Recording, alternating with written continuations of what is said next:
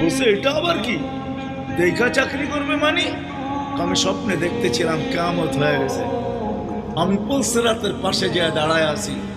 পুলসিরাত চুলের মতো চিকন, তলোয়ারের মতো ধার। ভয় পাইতেছিলাম এটার উপরে পা রাখবো তো রাখবো কি করে।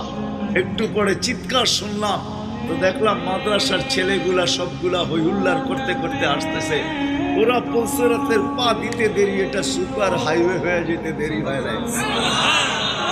সবগুলা উঠা পার হইতেছে, একটা পিছন থেকে আমাকে দেখা ফেলছে আর চিৎকার দিয়া বলছে, ওই তোরা যাস কই?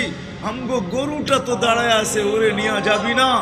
বলে সবগুলা পিছে ফিরে আসছে আর আমাকে উঠায়া কেউ হাতে কেউ পায়ে ধরা সব কাঁধে করে নিয়ে পার করা দিছে। ঘুমের থেকে জায়গা গেছি, এই জন্য চোখে দেখা আমি এখন চাকরি করব।